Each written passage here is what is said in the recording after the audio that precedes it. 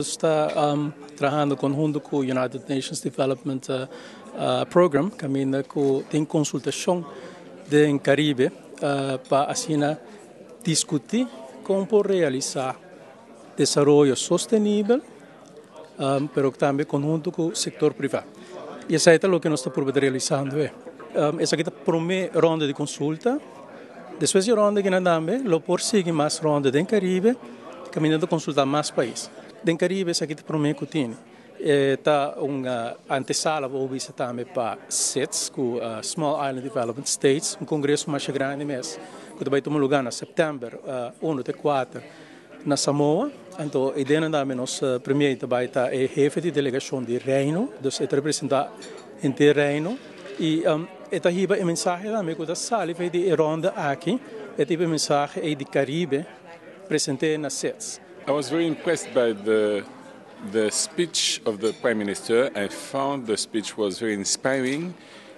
Obviously, the Prime Minister is a man of vision, and I think that what he said can be an example for many countries of the Caribbean. We are small, and we have to find ourselves our strategy to help our development.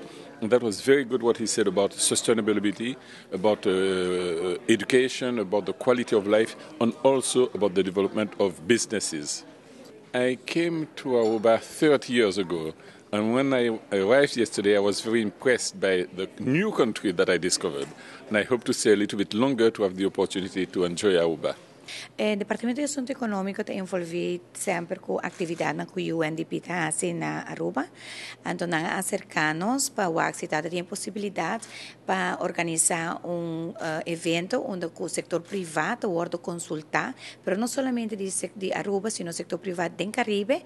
Isso aqui está em caminho para o qual está a sexta conferência que vai tomar lugar em outubro, de aqui na Samoa. Então, para fazer preparação para com diferentes regiões mesmo, tem inputs para o meeting de Samoa. Então, nós escolhe Aruba para a sede de evento para o Caribe. Então, ele toma lugar na Aruba.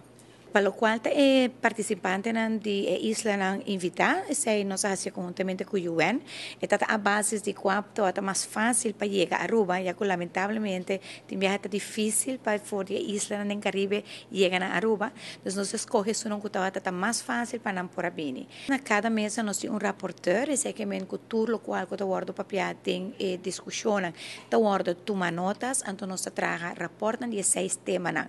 Esse aqui vai para o UN, para hora finalizar ronda de reportes que te vira como aporte durante a conferência na Samoa.